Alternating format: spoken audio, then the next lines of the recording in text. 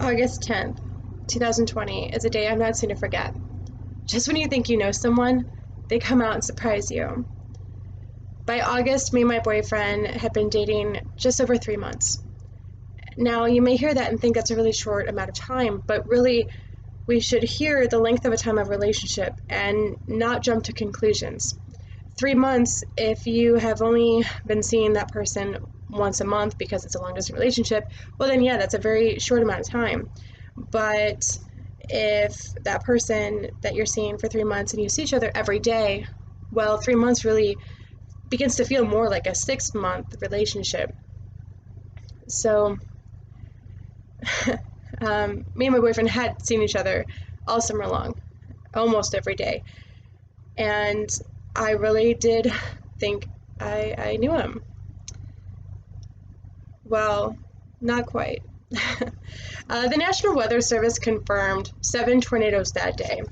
Two of them had visited Rockford, wrote meteorologist Alex Kirshner on WREX.com, a local Rockford news station, August 11th, 2020. So I was in DeKalb at my boyfriend's apartment at the time when the tornadoes hit, and we saw the sky change colors, we saw the wind and the rain go through DeKalb, and we heard news that tornadoes had touched down in Rockford, especially in his parents' neighborhood. We got into the car and took off for Rockford. When we got to his parents' neighborhood, we saw a lot of destruction, mostly trees. Some house stuff, like with the roof, shingles blown off, but a lot of tree damage. Big trees that were uprooted and had fallen over. It was really quite the sight to see. I hadn't seen anything like it really since the Rochelle Fairdale tornado, and yeah, it was a lot of destruction there. So we get out of the car and I start talking to Greg's parents, or well, his dad. His mom was not there at the time, but like trying to see, what can I do to help? And Greg just he just takes off, and from somewhere, I don't know if he pulled it out of the car or if it was just laying around on the homestead of the Perkins. He pulls out an axe. There's an axe suddenly in his hands, and he starts like axing away at just hacking away at this tree that had fallen over on the neighbor's property. It was blocking the garage, like the driveway and the walkway. Like there was no way that this neighbor was going to go in or out the front door, or the garage really. So the whole Perkins family really just starts attacking this tree, this huge tree that had fallen on the front property there.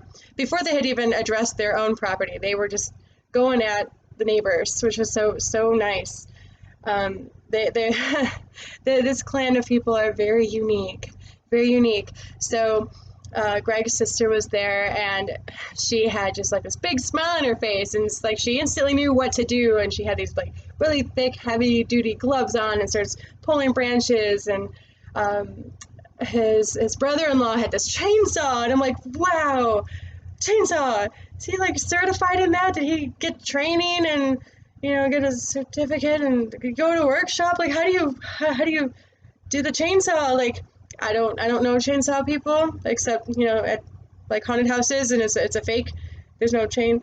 Anyway, so I was born and raised in the city in Chicago, and this is just not a regular occurrence where like you hire people, like people come in and they're skilled laborers, and they have the chainsaw and an axe and things. Like these are not just regular neighbors that just start wielding an axe and like they know what to do. So it was just yeah, he just kind of went into this autopilot, and my boyfriend, and just starts axing away, and I'm like, where did the axe come from, and how did he know how to do that, and when did I start dating Paul Bunyan, and where's this blue ox that's supposed to be here too? Like I was just really I didn't know that side to my boyfriend. I didn't know that he just basically stepped out of the Renaissance fair. And yeah, so I mean, while this may not be like a whole earth-shattering kind of revelation to some of you, to me I was just like, wow, that's That's special. That's, I never seen anything like that. So, the events of August 10th, 2020 taught me that people are not always who they seem, and it's really important to take the time to get to know them, especially if your significant other is from the internet. Not from the internet, but like if you met them on the internet, um, they're not like made of binary code or something, like, yeah, like a scary robotic kind of droid. But no, you just take the time to get to know them, because they're people are very multifaceted, and it's easy to just think in 3 months, even though you've seen them every day, that you know them. No, he knows how to wield an axe. He could be an axe murderer. Second lesson that we can take away is to volunteer where there is a crisis.